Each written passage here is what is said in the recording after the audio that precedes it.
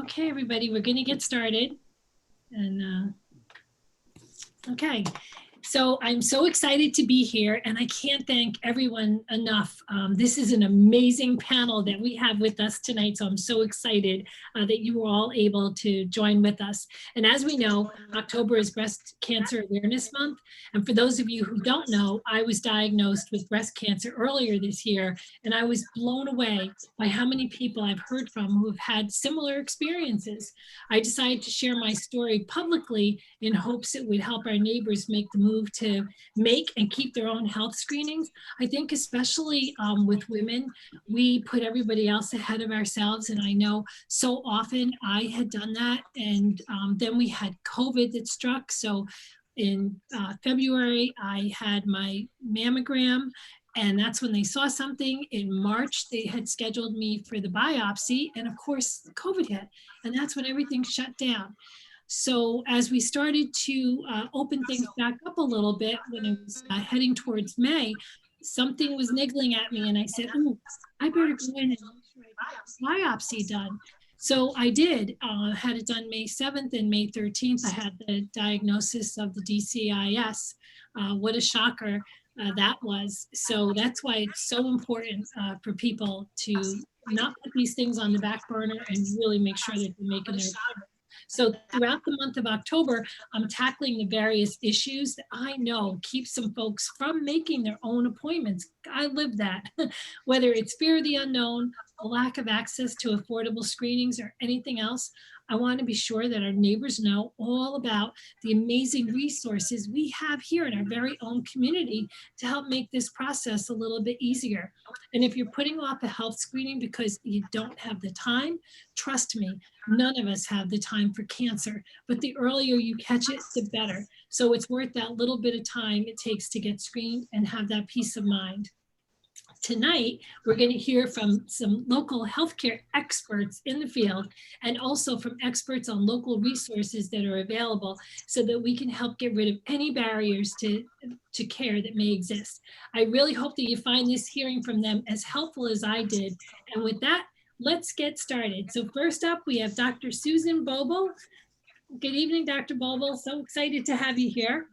Hi, thanks so much for doing this and for inviting all of us. It really is so important to get the word out.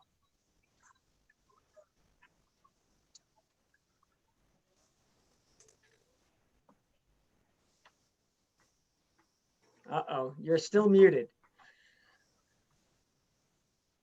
Oh, I'll just keep talking then. So, as everyone knows, October's Breast Cancer Awareness Month.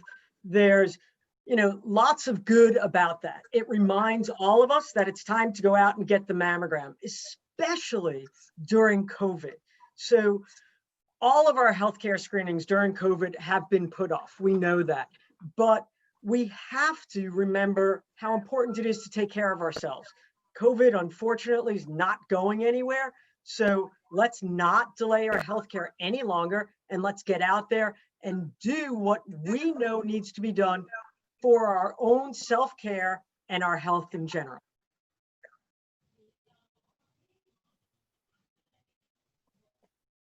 Thank you very much, Dr. Boolbol. And now we're going to hear from Dr. Radhika Rachamalla. Thank you for joining us this evening.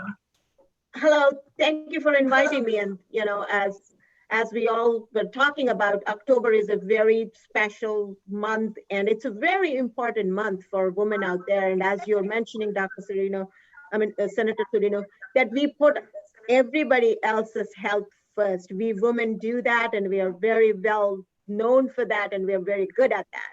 So I think, it's important to send the message to for people to come out and have your screening mammograms and get that, whatever necessary needs to be done, either ultrasounds or biopsies.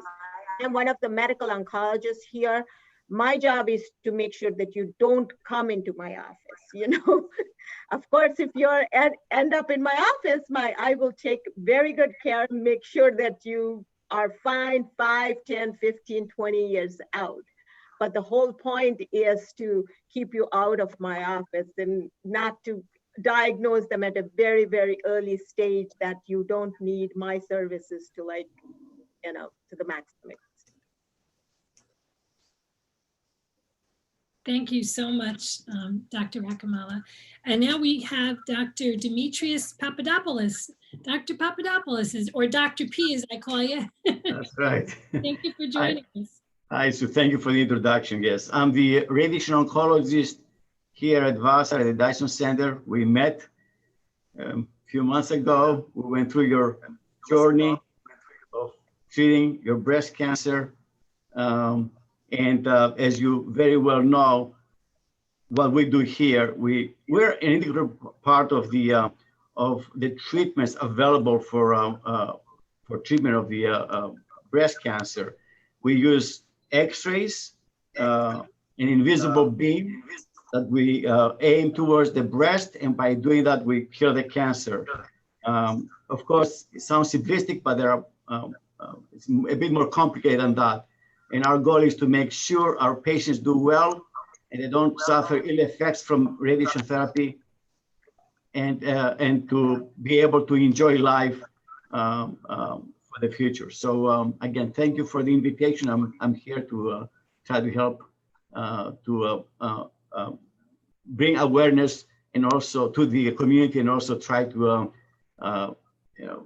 save as many as we can. Thank you. Thank you, Dr. Papadopoulos.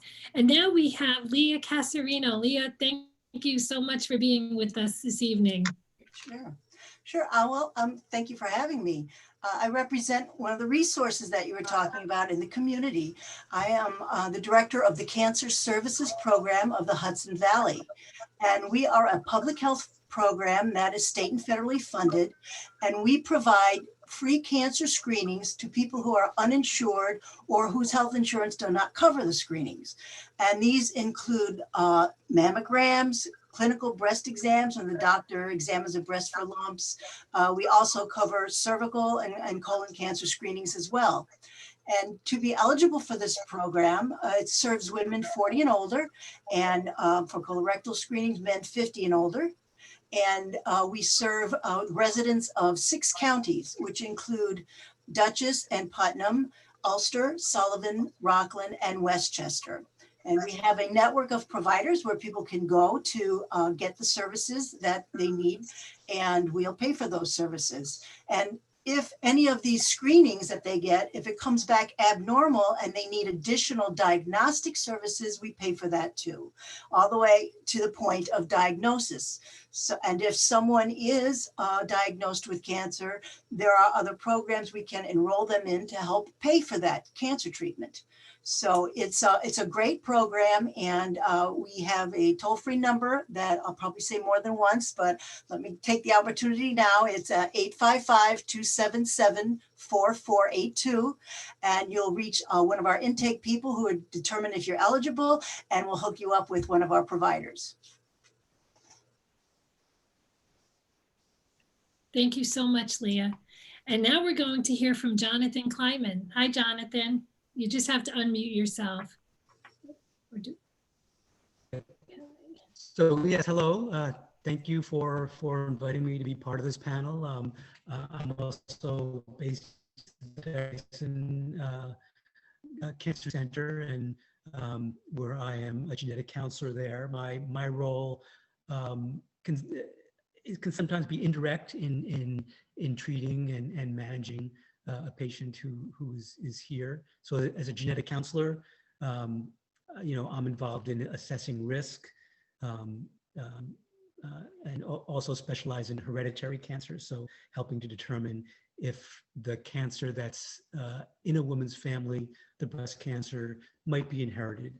And that can sometimes be important for how that cancer is managed, not just for the patient, but it can be important for her whole family as well. Okay, thank you very much, Jonathon. And we have some questions that came in. So one of the first questions, of course, is something that I think is important. How important is early detection? So I'm going to open it up to whoever would like to talk about that. And you just have to unmute yourself if you want to speak. I think that's a great question to start off with. Early detection really is the key. So the earlier and smaller that we can diagnose a cancer, the more options are open to treatment. And really the key to early diagnosis is mammography, is getting your yearly mammogram. So if you're 40 and older, we want you to get your mammogram every year. And that really is the key to early diagnosis. Now, mammograms do not prevent breast cancer. I have women who come in and say, I get my mammogram every year. How do I get breast cancer? Well, the mammograms don't prevent breast cancer. The goal of a mammogram is to diagnose it early. So we can do different surgeries with the earlier diagnosis, and the follow-up treatment, the adjuvant treatment, which is treatment that comes after surgery, which Dr. Rachamalla and Dr. Papadopoulos can address, really is very different. So the key is early diagnosis, and the way to do that is to get your screening mammograms. And I would like to second what just Susan said. For us, it's very important and makes a big difference how we treat our patients if they come with early stage breast cancer versus late stage advanced metastatic to the lymph nodes. The length of the therapy is different. The morbidity from the radiation therapy is different. The chance of lymphedema is way different. So it makes a huge difference in the patient's overall care if they're diagnosed early. And as I used to say before, any cancer, when you find it at the early stage, it's highly curable, any cancer. So for breast, of course, that goes without saying. I would like to echo Dr. Papadopoulos and Dr. Boolbol's comments. Basically, in terms of prognosis also, if you look at who will do the best, the patients who got diagnosed at a very early stage are the ones who will have the best prognosis and have the most long-term survivals. You know, if you look at the, a stage 1 breast cancer has more than 90% cure rate. So it's important to diagnose it at an earlier stage. And sometimes you get diagnosed at a pre-invasive cancer, like a DCIS cancer, where we are diagnosing it, even if before it becomes an invasive cancer. And that's a very important, diagnosis as well, because you're actually catching it even before it becomes invasive cancer. So the only way you can do that is by screening mammograms. And you see these abnormal calcium deposits, which will make your doctor order a biopsy or refer you to a breast surgeon. And from there, we take care of everything. But early detection is the key. And thank you. And, I think that was a real reality smack for me too, Dr. Papadopoulos. I know you had said if I would have even waited just a few more weeks, what difference that would have made. And I was so fortunate that I did act on it. And I think that's a really important message to send out to people tonight. And somebody was just on who has a friend that was recently diagnosed with breast cancer, and they want to know, what advice do you have for them as they begin their treatment too? And what role do the friends and family play with the diagnosis, since this is a friend that's asking? No, it's interesting. The surgeon is typically the first stop in the treatment of breast cancer. So we deal with a lot of these issues initially. And the question of what role do friends and family play? An enormous role. This is the time where this woman needs support. Typically, she won't ask for it, but really important to offer. So as opposed to saying, what can I do to help you, offer something specific. Say on Tuesday night, I'm going to drop dinner for you and your family. As opposed to, we've all been in situations where, friend, I'm here for you, anything you need. You don't typically reach out, but if someone says, listen, I'm going to be there, I'll drive you to your doctor's appointment, or in a non-COVID world, I'll pick your kids up from school for you. How about that? So plan something, get a group of friends together, get family together to really come up with a set plan. We want to take as much off that patient's plate in her everyday life as possible to help her through this. The other important thing is to know that once surgery's done, it doesn't mean that the treatment's over.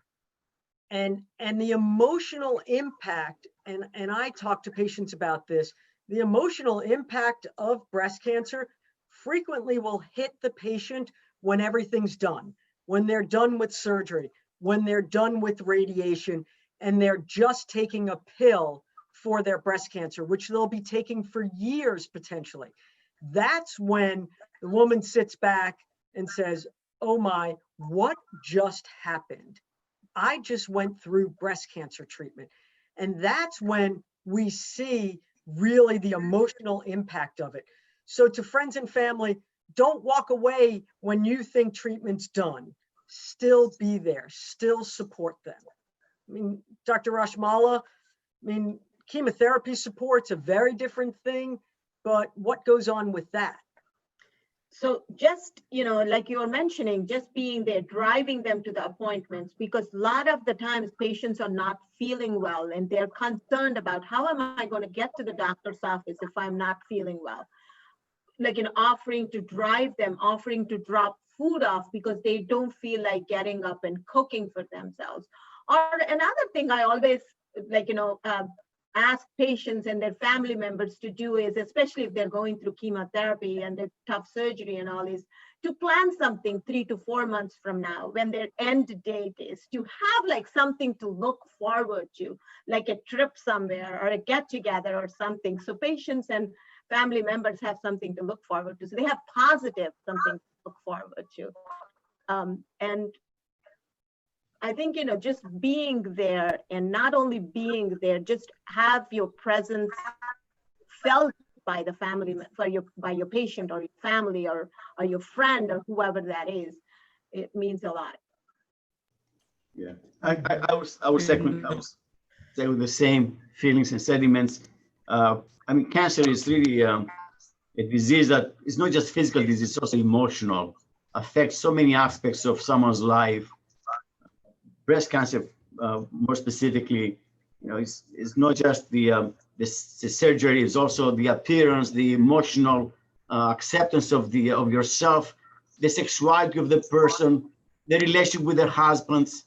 All of this is so complicated, and it takes a great effort from the individual patient to go through this. And I think any help they get from anyone around, from their community, friends, family, it will be greatly appreciated. And another thing also I want to say is, like, the cancer affects family, the entire family, not just the patient.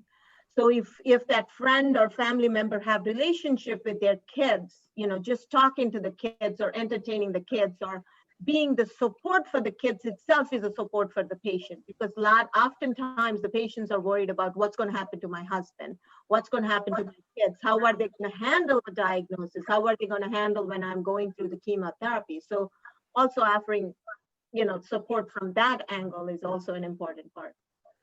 It's a really important point that my colleagues have brought up, is the emotional aspect of this.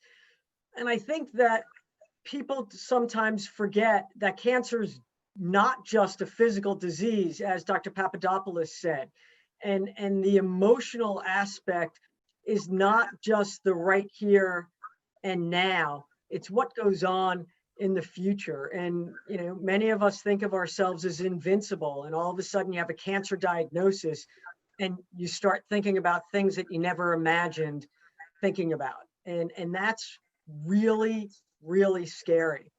Also, it's important to take into account that, and I talk about this with patients all day. For instance, when we go through a pathology report after their surgery and the pathology's great, we get really upset about negative things in life. We need to give the same attention to being happy about the good things in life. So celebrate the highs as much as we mourn the lows. And that's an important thing to go through. So if someone's on the 5th cycle of chemotherapy, the majority of it, 5/6 is behind them. Celebrate that. When you get to that last cycle, celebrate that. So we need to celebrate the milestones along the way of not just life, but really cancer treatment. Yeah, so true. I remember when I got my diagnosis, the anxiety was out of control, because it's fear of the unknown, but everybody walked me through it, which was wonderful. Our next question is about how recommended is it for people who have a family history of breast cancer to undergo genetic testing? And I believe, I don't know if this is geared towards Jonathon maybe, or anybody on the panel. Sure. So, part of my job as a genetic counselor is to look for, to take a step back. Most breast cancer is this complex mix of genetic factors and environmental factors. But about maybe 5 to 10% is inherited, where there is a single gene being passed down through a family. So part of my job as a genetic counselor is to look for clues in a family history. So certainly having a family history of breast cancer is certainly a red flag to consider genetic testing, and finding one, if there is one of these inherited cancer risk genes, that can certainly be important for managing risk and the type of care that a woman might get for her cancer, and also for her whole family as well. So yes, family history is important in considering that. I think that there's a lot more that goes into family history than people realize. First of all, women frequently overestimate their risk. So it's important to discuss this with your physician.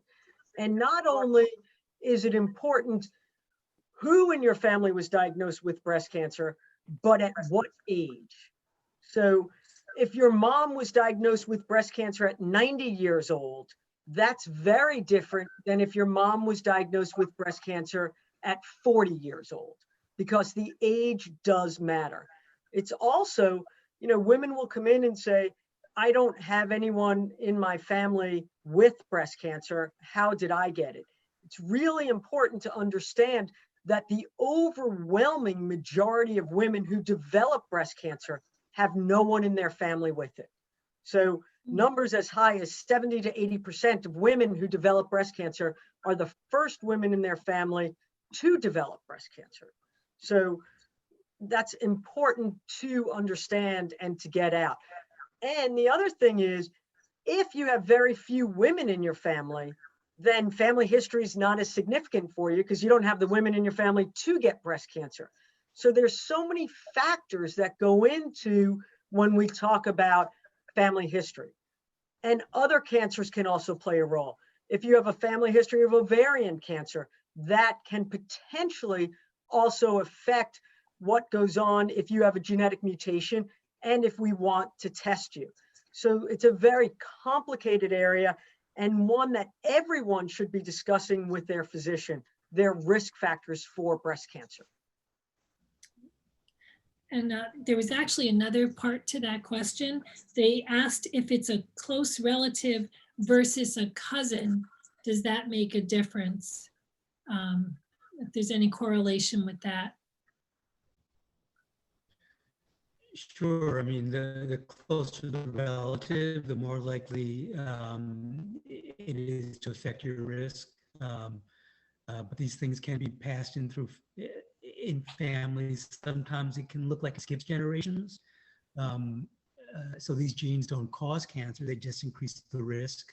So someone can live to a ripe old age and never develop cancer. Also, men can carry these genes. So it can sometimes look like it skips generations for that reason. The other thing is, whenever possible, we want to test someone in a family who's had cancer, because if there is one of these genes, that's the most likely place to find it.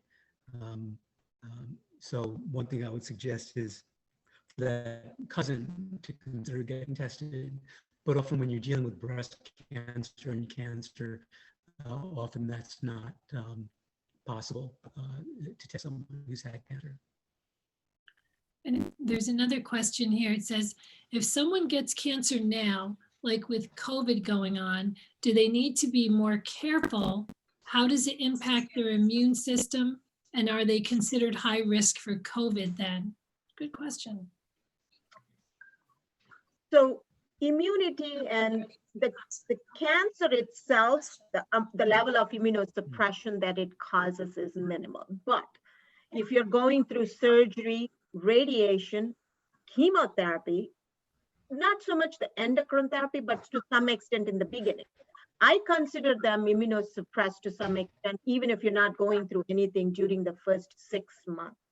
And if you're going through chemotherapy throughout that period and 6 months after. So yes, you are immunosuppressed, so you have to be, I often recommend patients to get all prophylactic vaccinations, especially if I'm recommending chemotherapy to these patients, including influenza, like a flu vaccine. If you're in the right age group, even sometimes, even if you're not, if you have any kind of a comorbidities, like even asthma, COPD, to get even pneumonia vaccine. And if you have had shingles, even to get a shingles vaccination, even before you get chemotherapy. Yes, with the COVID now, it's a completely different animal we're dealing with right now. But definitely all the precautions. Just cancer diagnosis per se is not as immunosuppressive as some of the therapies are. And as far as the radiation therapy, the effect of radiation therapy on the immune system, it obviously depends how much we're treating. If we only treat the breast, for example, the immunosuppression is minimum. We don't treat bone marrow that much. But even for those cases where we treat just the breast, the circulating blood, as it goes through the breast, it gets radiated. And some of those cells, the lymphocytes primarily, are very sensitive to radiation. And if we take a blood count, we can see the lymphocytes being diminished in numbers after each radiation exposure. So I always recommend universal precautions, especially in this era of the unknown of this COVID infection, to wash your hands, have a mask, avoid crowded places, etc. But it's not as much as as scary as it sounds. It's not really greatly immunosuppressed from radiation therapy. But altogether, again, chemotherapy, radiation, surgery, that by itself, it brings some pressure on the immune system on each individual patient. And I have another question. Leah, I think this one is for you. It looks like it. This person, Danielle, wants to know, I have a question for the cancer services provider. If you use the service to get the free screening, what happens then if you get a diagnosis?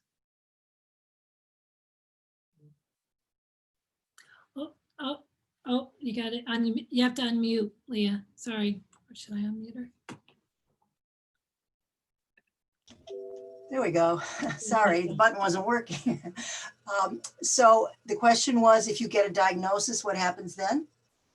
Okay, so there is a program in New York State called the Medicaid Cancer Treatment Program. For people who are eligible, they can enroll in that, and that will pay for the treatment for breast, cervical, colorectal, or prostate cancer if you're eligible. And that is what they call a straight Medicaid or fee for Medicaid. So it means that while you are under treatment and you're in that program, you can also access other types of healthcare services if you go to providers who accept that type of Medicaid.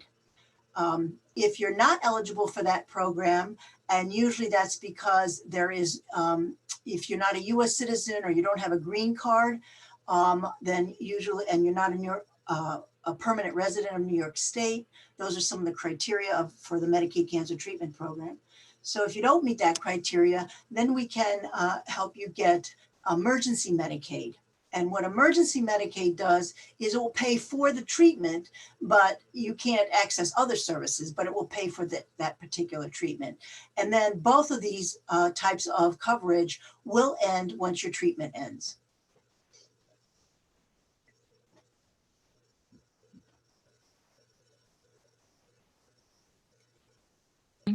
I had to unmute. Thank you, Leah. I had a friend text in, Miles of Hope, which is a big resource here in our community. They emphasize the importance of reducing stress and anxiety to help with healing. Is there something to that?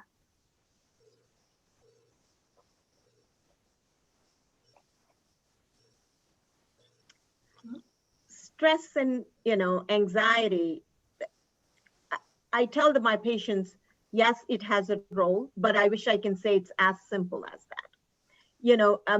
Definitely we do recommend relaxation, exercises, yoga, because it's been shown again and again that the exercises and relaxation, exercise especially, releases what we call endorphins, these are good hormones, and they elevate your mood. And they in turn also improve your immunity and immune responses. So as much as we don't want to say anxiety and stress causes cancer, but it definitely has a role to play. When you're anxious and stressed out, you have high steroids in your body and your immune mechanisms are not working as well as they should be working. So you can, especially when you're going through treatments, anxiety and stress can cause more side effects from the treatments, whether it's hormonal therapy, whether it's endocrine therapy, like the pills that you're taking, or whether you're taking chemotherapy. I tend to see a lot more patients get more nausea. So we often recommend doing exercises, refer the patients out to our social workers to help and discuss up the things that we can do, like a stress releasing exercises or stress releasing. I often recommend yoga, meditation, and also like the positive things to look forward to, like Dr. Boolbol was saying, hey, 4 down, 2 to go, and 2 down, 4 to go, and you're doing very well, you're doing excellent. And I often show them the blood values and say, like, see, you're not anemic, your blood counts are doing really good, your liver is functioning very good. So these are simple little things like this, and also setting a goal, like a positive goal to go out, so little, relaxation and anxiety reducing little exercises, they'll go a long way. I think that it's, Dr. Rachamalla, you brought up some great points regarding the whole stress and anxiety issue. The problem is that it's not something we can measure. We can measure blood counts, we can get different tests, but we have no way to really measure stress and anxiety. And what we don't want to do is increase someone's stress by trying to decrease it. So I have patients that come in and say, well, I heard that if I'm more stressed, I won't do as well. Well, let's stop this. First off, we never want to blame the victim. So in this case, you have breast cancer, you didn't do anything or not do anything to get the breast cancer. So it is totally out of your control. But let's try to control things that we may be able to control. One of those things is stress for certain people. Other people really, as hard as they try, they have great difficulty controlling their anxiety. So if you're an anxious person to begin with, breast cancer is not going to decrease that anxiety, no matter how we try. So in our offices at Dyson Breast Center, we do have social workers. So for example, if you see one of the breast surgeons at Dyson, you will automatically see our breast social worker. So, and she'll stay with you throughout your entire treatment. That is incredibly helpful. As Dr. Rachamalla said, yoga, meditation, these are all very helpful things, but it's not one size fits all. It's not going to work for everyone. Acupuncture can help with a lot of these side effects. They can help a lot of patients, but we have to remember it's not one size fits all, and it's never the patient's fault. Yeah, I definitely want to emphasize that, because a lot of the times half the stress the patients have is like, what did I do? Did I bring it on myself? Did I do something wrong? I try to eat healthy. I don't smoke. I don't drink alcohol. So the first thing I tell patients, this is nothing you did. That's why these are called sporadic cancers. Something happened along the way that your body formed this cancer cell, and then it just missed your immune checkpoints, and then it caused cancer. Nothing you have done. And another thing I always point out to the patient is, see, you have done so well, you maintained your health, and that's why we can take care of this in a much better fashion than if you came to me with like 10 different medications or with 4 different diagnoses. Then it would be a little harder for us to do what we need to do to be as aggressive as we can be. So look at the positive. You're so healthy because of all the positive things that you have done. Now we can do very well from this cancer standpoint as well. So don't blame yourself, just actually you did very good. And this is something that happened, and it does happen. And I always often bring up the statistics. The older you live, you are going to get breast cancer. This is not about, oh, why did I get it? Now we are living older. So you're going to see a lot more. The incidence of breast cancer is going up, but that's why the mortality is going down, because we have great treatments. Right. Another important point along the way is sometimes the guilt factor, especially in a COVID world. Well, I'm late on my mammogram by 7 months, or I felt a breast mass a year ago and I didn't do anything about it. That's okay. You're here now. And that's the important thing, because now you've done something about it. You've made the decision, I'm going to get the screening test that I need, or this breast mass is getting larger and I'm really scared. Don't let fear stop you. Continue to do what you need to do to take care of yourself. So coming to the doctor is not about chastising that patient and feeding into the guilt. It's congratulating them and building them up that they're now doing something about it. And that's the important thing.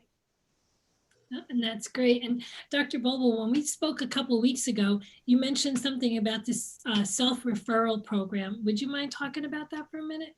Absolutely. It took us a while to get into play. So at the Nuvance sites, and especially for New York, that's Northern Dutchess Hospital and Vassar Brothers Medical Center, you no longer need a prescription to get a mammogram. It's the one test, medical test really, that someone can get without a prescription. So what we're talking about really is a screening mammogram, meaning you are going for your mammogram and you don't have anything wrong. You don't feel anything, your doctor doesn't feel anything, and it's just to get your routine checkup, for lack of a better term. So it's your yearly mammogram. You do not need a doctor. Now, if they see something, if the radiologist does see something on that mammogram, they will require a prescription from a physician to get extra pictures or a biopsy if that's what you need. The important thing is we do not want to put any obstacles in the way of getting your screening mammogram. It's that important to test that you don't need a doctor's prescription. That being said, we do think it's very important for everyone to have a doctor. So if you call up for an appointment and you don't have a doctor, we're happy to give you the names of some primary care docs, because that's important for your overall health. But you do not need a prescription for a screening mammogram. That's great. And then I'd like to insert one of my own questions. Can any of you address breast cancer in men, and how frequent is it? And what should any men or their loved ones who may be watching tonight know? Because I think a lot of people don't realize that men do get breast cancer. I'm happy to take that if no one else wants to. Yes, men can get breast cancer. About 1% of all breast cancer diagnoses are in men. Overall, the treatment's the same, from surgery to treating the whole body, which is what Dr. Rachamalla does, or to radiation, which is what Dr. Papadopoulos does. The important thing is most men with breast cancer find their own cancers. They feel a breast mass. So if a man feels a breast mass, critically important that they get it checked. Really, really important. Because overall, men don't get screening mammograms. So the way that they'll find it is they find it on their own. So that's very important. The second thing that's very important is if a man is diagnosed with breast cancer, that they see my colleague, Jonathon Clyman, or someone who does something similar for genetic testing. And Jonathon, you want to talk about that a little bit? Oh, Jonathon, You're muted. Yep. So breast cancer in a male is certainly a red flag for inherited cancer. There's a higher chance, probably in the range of about 10 or 15% of men with male breast cancer carry one of these inherited breast cancer risk genes. And again, we focus on women because of that risk of breast cancer and ovarian cancer, but it can be very important for men as well. And certainly for these families, for their families, because once a gene is identified, then their family members can get tested to see if they inherited it as well. An important part of male breast cancer really is, and we've spoken a lot about the psychological implications of women getting breast cancer. Now imagine societal's view of a man who gets a woman's disease. So it places that much more on the psychological component of men getting breast cancer. And I know that my colleagues, Dr. Rachamalla and Dr. Papadopoulos, have seen lots of men with breast cancer and have to deal with this also. I don't know if you want to address that. Actually, yeah, cancer to begin with, it was a stigma, some years ago. So nobody spoke about the word, the cancer. Of course, now we have been years later, we're in a better place. But for men, you're absolutely right. Breast cancer is the unknown, is the different. Why, does this change his sexuality, for example? And so there is an issue there, a psychological issue more than anything else. As far as the overall prognosis, of course, stage for stage would be the same way as with women with breast cancer. They can do lumpectomy or usually mastectomies. They go for mastectomies, and if necessary, we do radiation therapy and chemotherapy. But they do have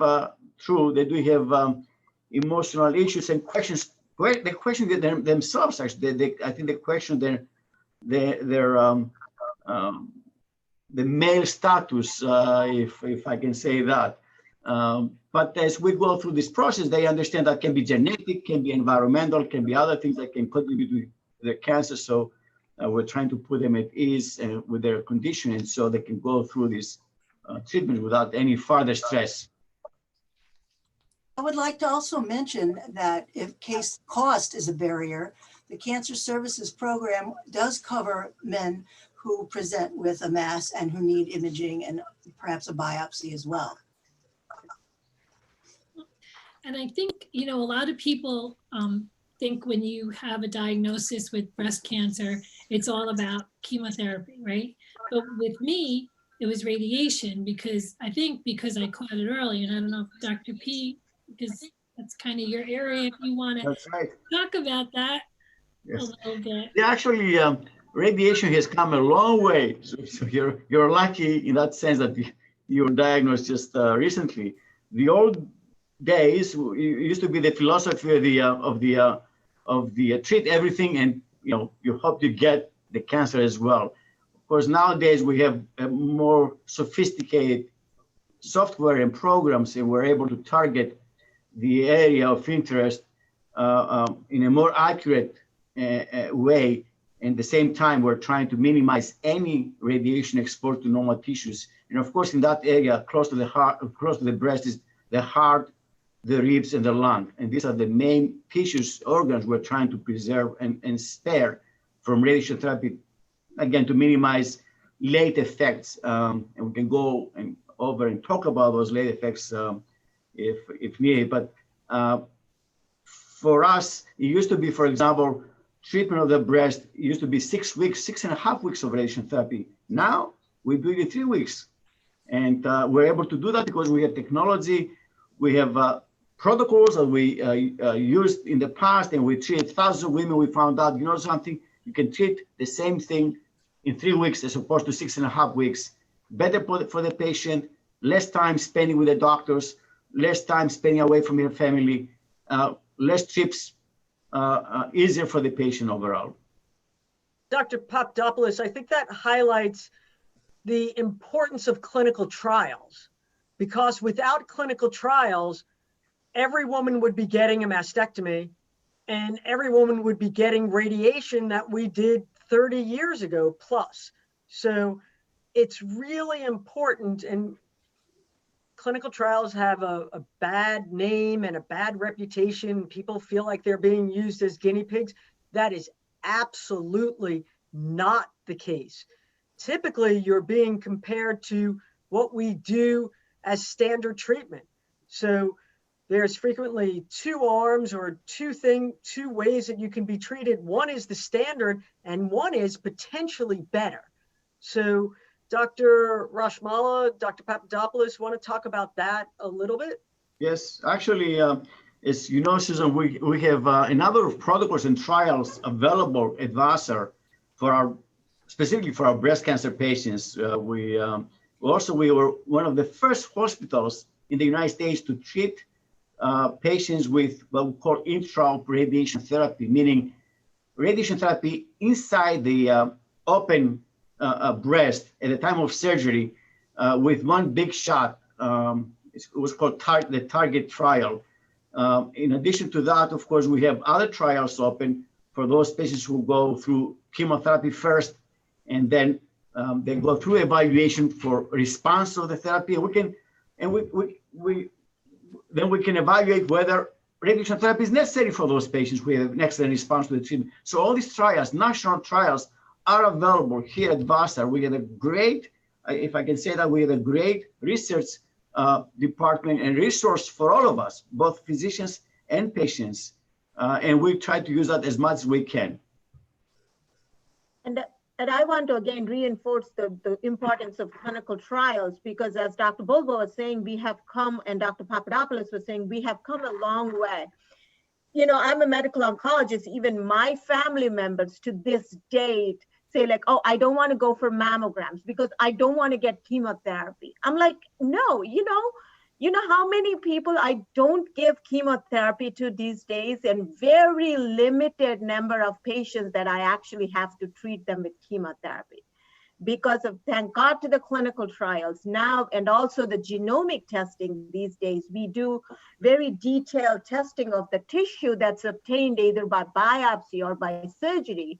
And we kind of getting away from one size fits all, and we are doing more like an individualized medicine where we test your tumor cells and see, do you really need chemotherapy? You know, right now, chemotherapy is mainly given for patients who come in with like a large breast tumors or positive lymph nodes, that you come in with a palpable breast tumor. That also brings up the importance of early detection. You know, if you don't want to get chemotherapy, then go for those mammograms and get it detected early, so we can get away with like smaller surgeries and just with a little radiation and the pills.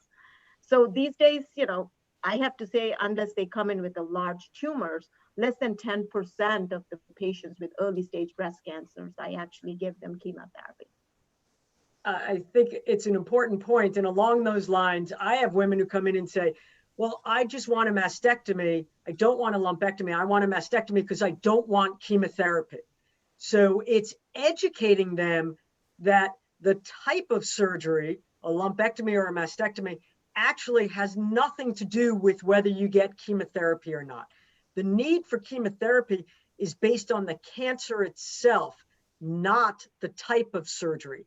The need for radiation is frequently based on the type of surgery that we do, but not always. But chemotherapy and surgery have nothing to do with each other. And, you know, I don't know if Dr. P, if I had told you this, but when I was diagnosed, I didn't tell anybody about it. You know, I kept it to myself, even my own mother. I might have mentioned it, Dr. Boolbol, to you, but I didn't tell her. I went through the surgery. And I think this happens a lot with women, right? Because we don't want to worry anybody else. And then when I found out that the radiation might make me tired, I said, oh boy, I have to tell the community because they expect to see me all the time. And then I said, oh no, I didn't tell my mother. I have to tell her first that I've been through this. That was the hardest thing to do, but the best thing to do, because, you know, your family is key for helping you. You know, I had friends bringing me food. It was amazing. And, you know, really by people knowing what you're going through, it's so helpful. And I think that's an important message too, that you need that support system. I know I found it was very important for me, but by me telling my story publicly, I've had women that haven't had mammograms for years that now, because of hearing my story, have made their appointments. And men, it's not just about mammograms, right? It's about prostate exams, colonoscopies even. I did that this summer too. So I think it's so important that people know that it's a good time to get their health screenings done. And, you know, we did it, and that's our message. And I do have another question that somebody asked for Jonathon. How do people get tested for genetics, and do they need a referral? It's a good question. Yes, so it's not the kind of test where a doctor just gives you a piece of paper and says, go get your blood drawn. It usually does involve meeting with a genetic counselor, or some physicians are very sophisticated about genetics. I can go over what the test is for and exactly what it is we're looking at. So yes, you need usually a referral from one of your doctors, and then we can set up a time to meet and talk about the testing. So Jonathan, yeah, you talk seem your to be going doctor, in and out a little bit. Yeah. About getting referral, and they can help you arrange that. Yeah, Jonathan, you were going in and out a little bit. I'm sorry. So Bill was saying that yes, you do need referral. It's probably my connection. Can you hear me now? Yes. Maybe any better. But Yeah, the answer, yes, the answer to that is yes, you do need a referral. And what I was saying, it's not the kind of test where a doctor, you know, gives you a prescription and says, go get your blood drawn. So usually it would involve meeting with a genetic counselor or another provider who's knowledgeable about genetics, who can walk you through it. What, you know, exactly what is you're being tested for, what a positive result means, what a negative result means. And sometimes that's important. We tend to focus on what a positive result means, but the most likely result is it's negative. So it's important to understand what a negative result on these genetic tests, you know, mean for you and your family as well. Yeah, I know. I would say, though, also, if you're at risk, that's enough to see a genetic counselor. You should also be under the care of a breast surgeon or a breast specialist, because that goes hand in hand. If you're at risk, we may be ordering different screening tests in addition to your mammogram. So it's important that if you're concerned enough to see a genetic counselor, that see a breast surgeon or a breast specialist and let us refer you, because there may be other screening tests that need to be done.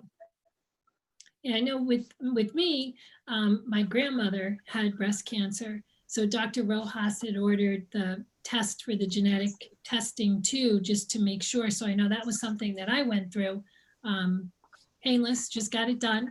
So I think, you know, big message today too is to let people know, like even with the radiation was fine for me. I think a message, if I had to give it to women, are the cream is so important. Use that cream and use it a lot. But also, rest when you have to rest. You just have to take that time. We have another question. If someone receives a diagnosis, what kind of questions would you suggest that they ask their doctors? People would ask follow-up questions that, you didn't know. Do you suggest questions people can ask right off the bat that would help set their mind at ease, maybe right from the get-go? I think one of the most important questions, it doesn't matter if you're dealing with cancer, what you're dealing with, when a doctor gives you any sort of diagnosis and this is what you have to do. It's the easiest question to remember. What are my options? So and I'm a surgeon, so if a patient comes to me and I only say, well, you can have a lumpectomy, I'm actually not giving them all the options. My job is to say, well, the two types of surgery that we can do are a lumpectomy or a mastectomy, and then give my recommendation as to which is best for them. But my job as a physician is to give the patients all the options. I can give my recommendation. The patient's job is to make the final decision.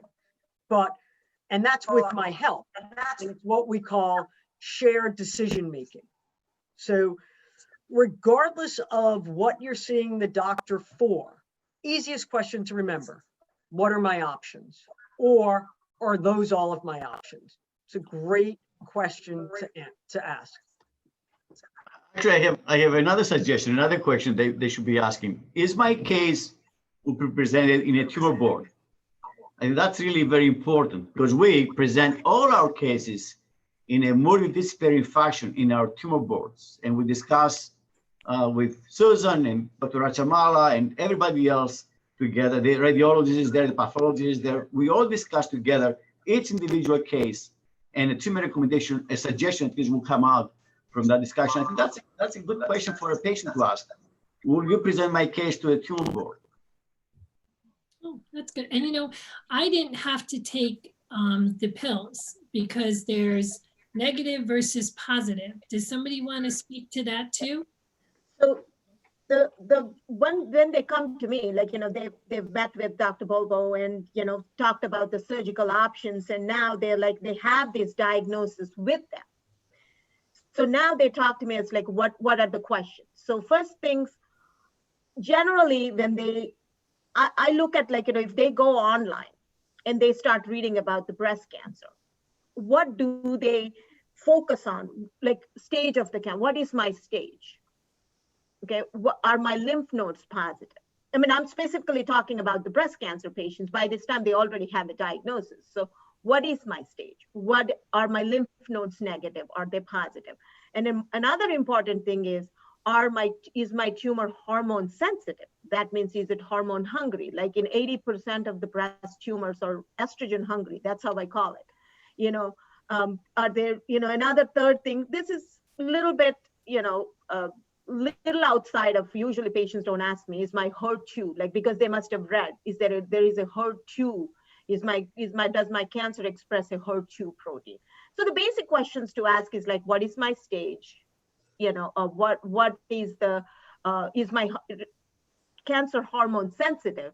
And then what are my options? How can I, what can I do to get the best outcome? Of course, it's my job to present them with the options, so to do both, not only in terms of pharmacological interventions, whether it's chemotherapy or pills, and also lifestyle modifications. What can they do? How can they modify their life going forward to decrease their recurrence risk and to maximize their survival? Dr. Rachamalla, your patients don't typically ask about hormone receptor or HER2 because they've already seen me and they know all those answers. They come with a sheet to me. Right, they give you my sheet that I give them. We're joking around about it, but it's reality. If you're not getting this information without asking as a patient, that's concerning. So there's basic information about breast cancer that the patient needs to know. It's their health, it's their life, it's their breast cancer. They should know all about it. There should be no holding back of information. It should be just very open dialogue, and it should be a conversation. The other thing is a patient really needs to be comfortable with their doctor. If you're asking a question and the doctor has their hand on the doorknob ready to walk out the door, that's a problem. You know, if you're on your third hour of asking questions, okay, that's an issue also. But if it's a reasonable time frame, that's our job. This is your health. As I say to the trainees, the residents that I train or the fellows, is this may be the 5th time that I'm having a discussion about breast cancer that day. It's that woman's first time. She deserves all the information. She deserves to understand it. And as long as it takes to understand it, I'm there. That's great. Actually, so as far as the radiation therapy, I mean, one question patient may ask is, are you basing your recommendation on the NCCN guidelines or national guidelines? I think this is really a very important question. Another question for those women who are 70 years or older, they can ask, do I really need radiation therapy? Because the answer can be no, that's why. And I have many patients who ask me, what can I eat? Actually, that's another question they keep asking me. And that's why we have a dietitian present in radiation therapy center available for those. Actually, we now routinely, we see all our breast cancer patients, they do see a nutritionist, a dietitian, as they go through this journey of treatments. Yeah, Dr. Papadopoulos, I think that's a very good thing that you bring up. And it's what should a patient expect? And really, what's the ideal way to treat it? And at Dyson, we have a nurse navigator. So every patient has a nurse navigator.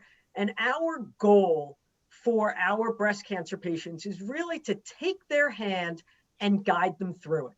Let's all put ourselves in a patient's shoes.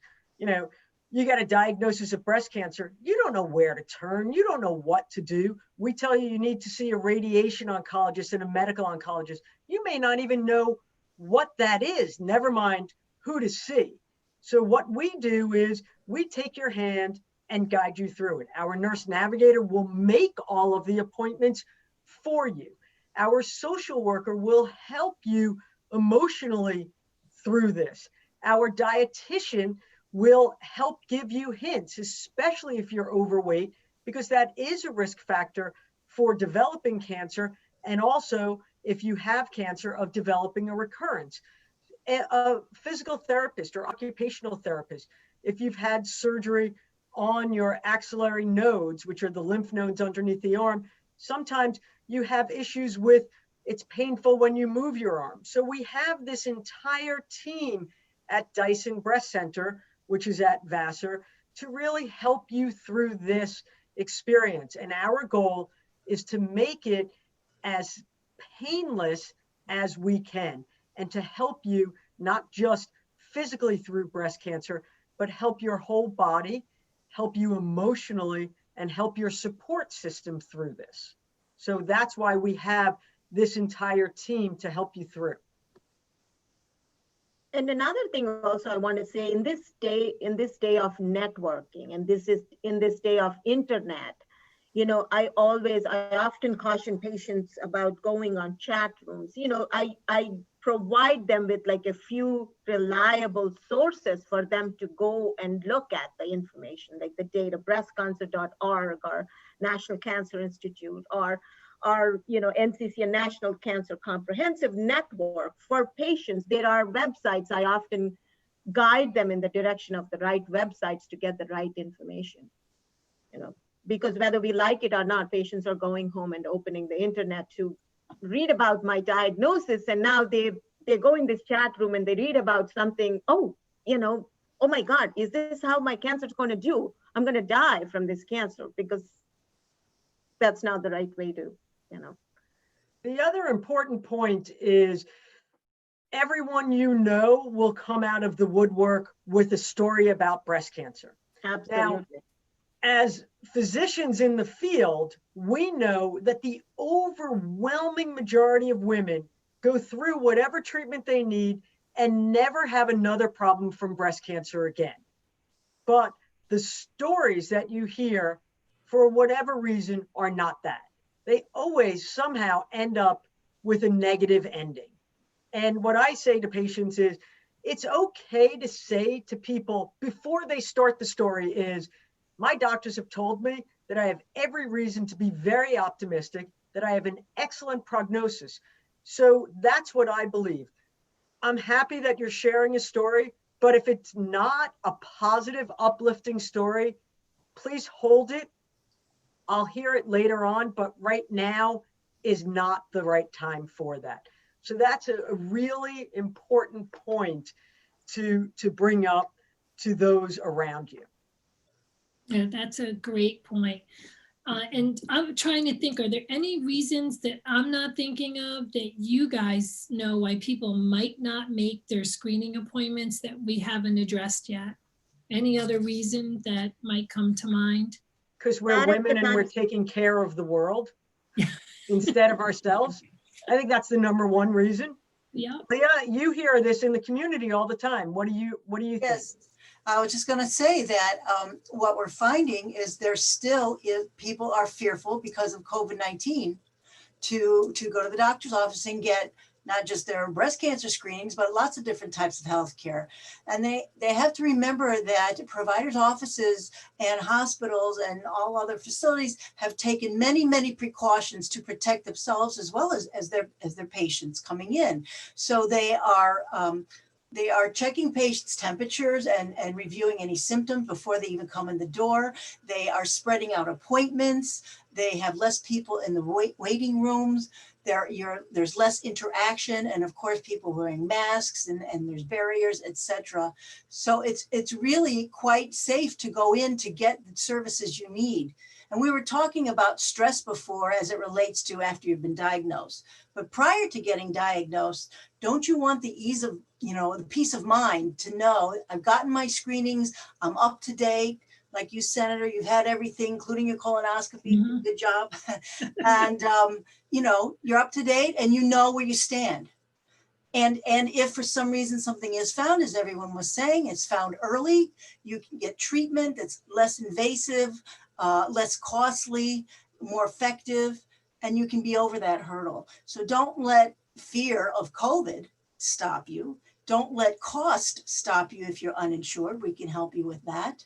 And we also have on the Cancer Services Program, case managers who can work with you to help you if you do get a screening that's abnormal. And they'll take you through the whole process and help you with the appointment making, help address your fears, help you overcome barriers you may have, such as transportation or language and things like that.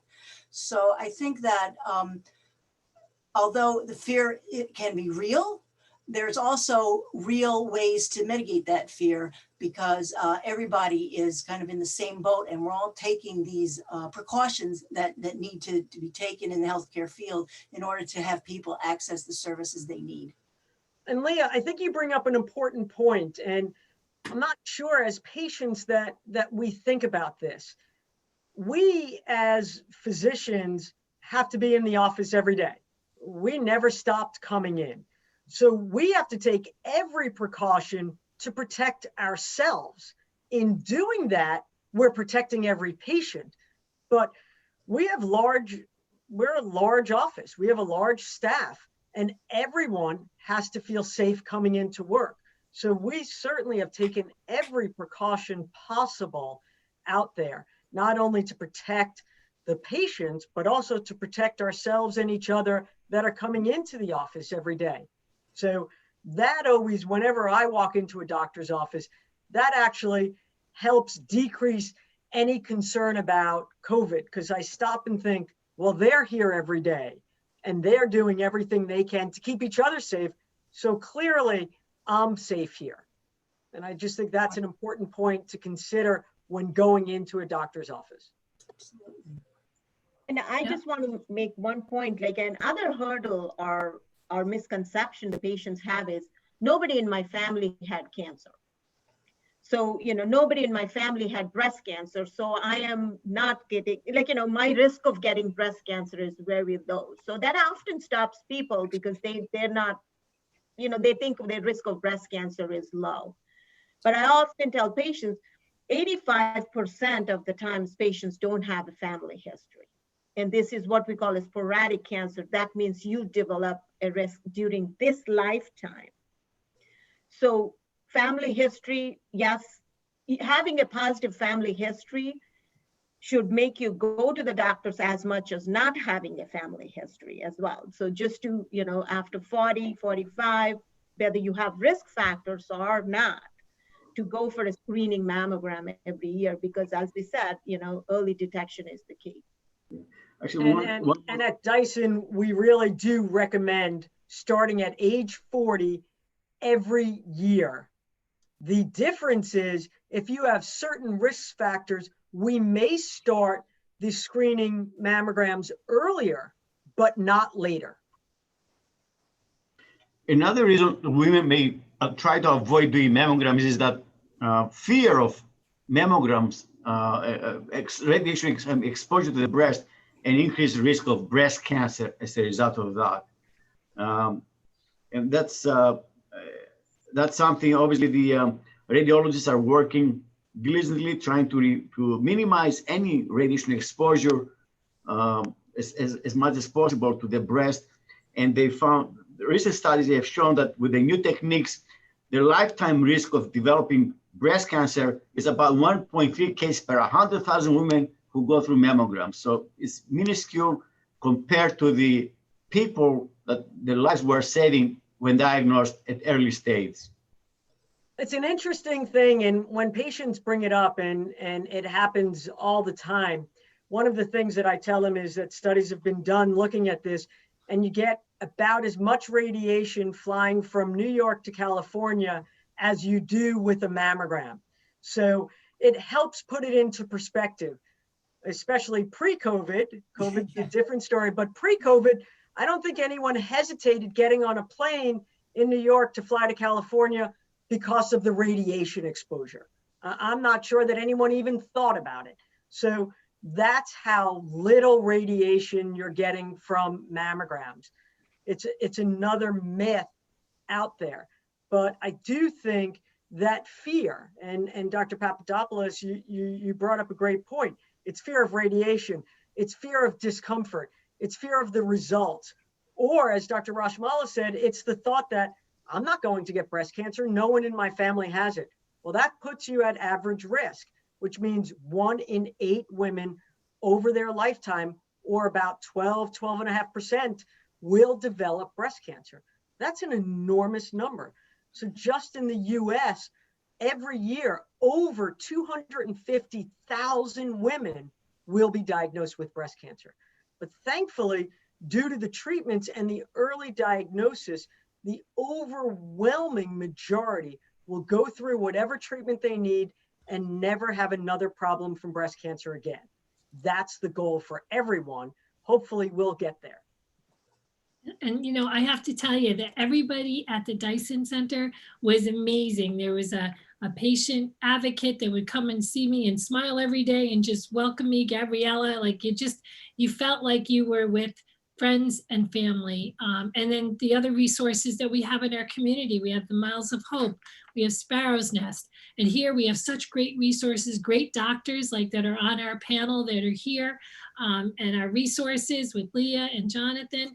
And we also have Dr. Rojas in Putnam. We are so, so fortunate. I can't thank you all enough for joining me. And I just think this is something great that people are going to be able to see later. So Dr. Boolbol, thank you. Dr. P, thank you as always. And You're welcome. Dr. Rachamalla, thank you very much. And also, we have been talking about make the appointment. I have that pledge on my website. So I would encourage people to go up and sign at www.serino.nysenate.gov and sign that pledge. So thank you everyone so much for all of your expertise and for joining me here tonight, and to the participants that asked the great questions tonight as well. Thank you and stay well. Thank you Thank for you. the opportunity, Sue.